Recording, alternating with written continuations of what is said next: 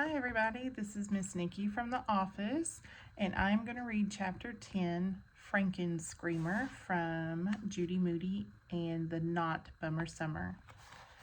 About a week later, Judy was pulling a torn and dirty wedding dress on over her shorts when the doorbell rang. "Judy, Frank's here," called Aunt Opal, or should I say, Frankenstein's here. Judy gave one last tug to the beehive fright wig on her head. "Coming!" She grabbed her backpack and raced downstairs. "Hey, Judy, ready for the evil creature double feature?" "I love your square head," said Judy. "Are those real bolts in your neck?" "Who are you?" asked Stink. "Bride of Frankenstein. Who else?" said Judy. "And I'm Frankenstein," said Frank proudly. "Of course you are," Stink cracked himself up. "Ooh, Frank and Judy sitting in a tree. Kissing." Frank turned beet red as Judy clamped a hand over Stink's mouth. "Take it back, or I'll feed you to Jaws," said Judy. "Gnissik." Stink shot out of the room. When Judy and Frank got to the movie theater that night, the sign said, "A Midsummer Night's Scream Summer Festival."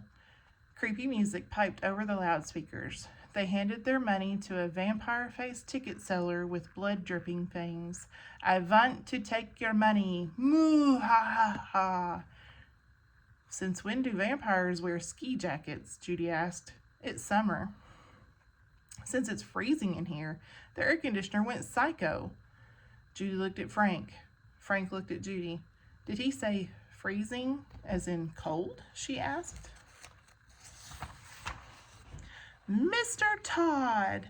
Once inside, they raced around the lobby, searching here, there, and everywhere. No Mr. Todd. "I'll check the boys' bathroom," said Frank.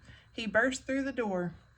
Judy busted in after him. "Hey, get out! No girls allowed." Frank pushed Judy out of the door. She waited. "Well, is he in there? Did you find him?" "Nope, just Count Dracula and a mutant lobster," Frank said. "I give up." "Me too. Mr. Todd's probably training penguins at the North Pole or something." "Or something," said Frank. Judy and Frank got buckets of popcorn and headed up the stairs.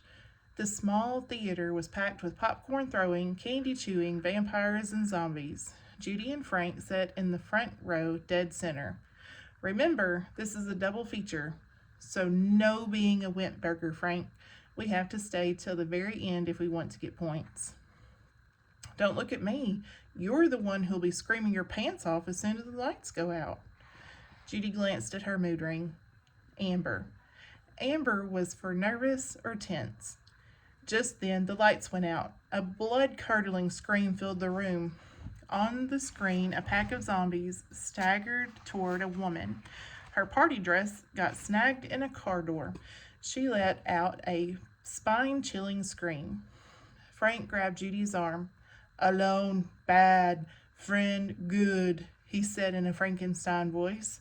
He chewed his popcorn extra fast. "Grrrr!" The zombies moaned and groaned. "Ah!" The woman screamed again. A zombie's eye fell out and rolled down the street. "Holy eyeball!" yelled Frank. "Good thing he's dead already," said Judy. "Shh!" said a zombie cheerleader behind them. "It's true.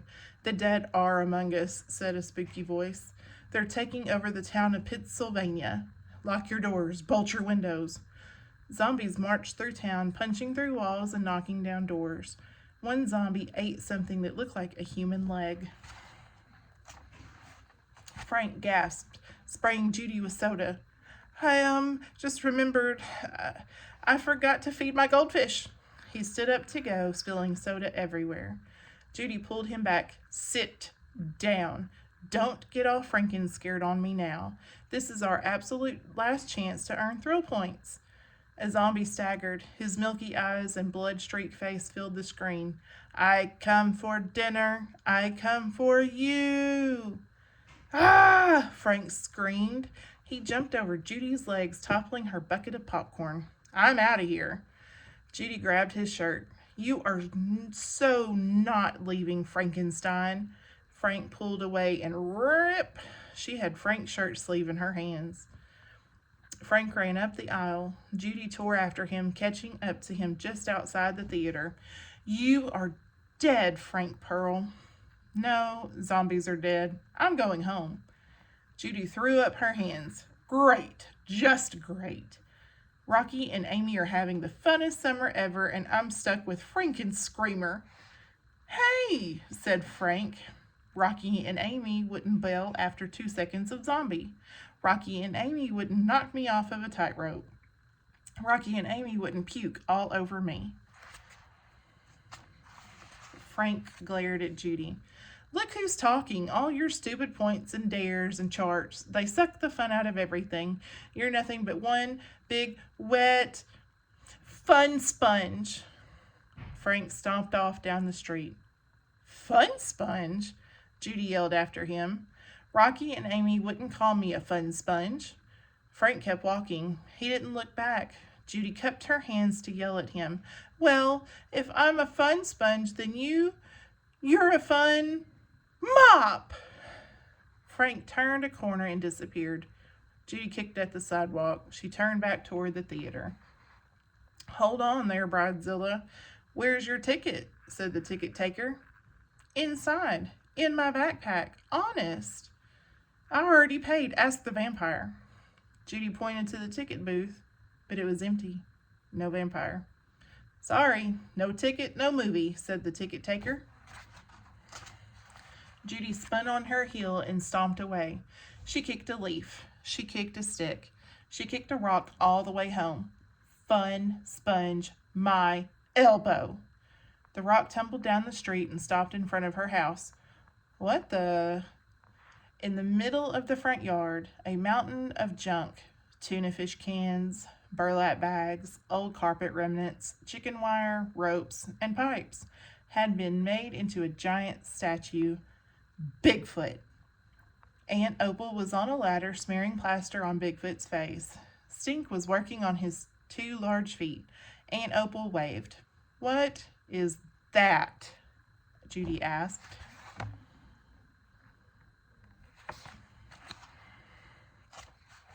It's Bigfoot, of course, said Aunt Opal. I guess I really am a gorilla artist now. Want to help? Stink asked, grinning. Judy trudged toward the front door. I'd love to, only I can't because I'm going to spend the rest of this bummer summer in my room. I mean it this time. Look out, she's in a mood, Stink said to Aunt Opal. Am not. She ran up the steps, letting the screen door slam behind her. Judy stepped on a postcard. She peeled it off of her shoe. The postcard had a picture of Rocky making a lion jump through a hoop. It said, 85 thrill points. Roar! Judy ran up the stairs and flung herself onto her bed. She couldn't help noticing that her mood ring had turned dark blue for unhappy or mad. Ting-a-ling-a, ding, ding, ding.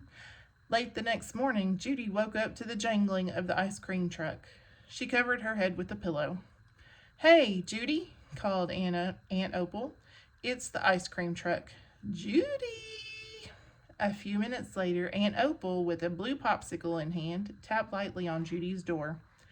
Come back when school starts, Judy called. Opal pushed the door open a crack. Sorry, but this'll be melted by then.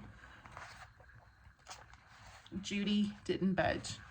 You don't really want to spend the rest of your summer in your room, do you? Opal gently lifted the pillow off Judy's head. Why not? My summer is totally wrecked, for sure and absolute positive, Judy griped. But I will take the popsicle. Don't tell Mom. That bad, huh? Yeah. Frank Pearl, my used-to-be second best friend, but now he's my first worst enemy, called me a fun sponge.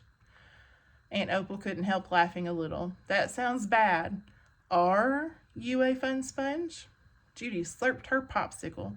No way. He's the sponge. It's his fault I can't get any thrill points. Right. Thrill points. Well, they're important. You can't have a not bummer summer without them. Oh, absolutely. Duh. That's like the number one rule of summer, and Opal agreed. So we just need to get you more thrill points. We still haven't put hats on those lions. Slurp, slurp, slurp. The hats all got ruined, remember? Well, let's think of something else. But I've already thought of everything, for sure and absolute positive. Just then, a loud voice boomed in through the window. Testing, testing. Judy and Aunt Opal looked at each other. They scrambled over to the window. A newsbeat van was parked at the curb. A lady announcer stood in front of the Bigfoot sculpture, interviewing Stink. And your name is? James Moody, but everyone calls me Stink, Stink said, beaming. So, Stink, Bigfoot fever is sweeping the county with 27 recent sightings nearby. Is that what inspired you to build a statue of Bigfoot?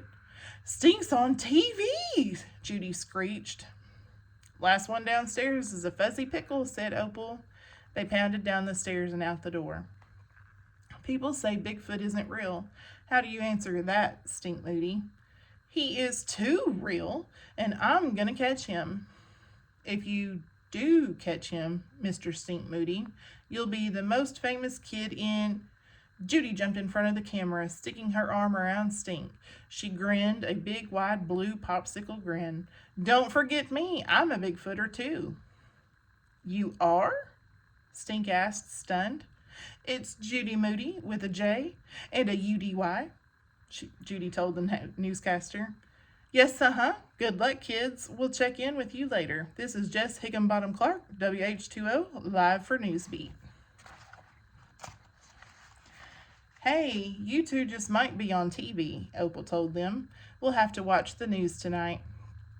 Stink turned to Judy. Since when are you a Bigfooter? Since 1 minute ago. I just had the biggest brainstorm ever.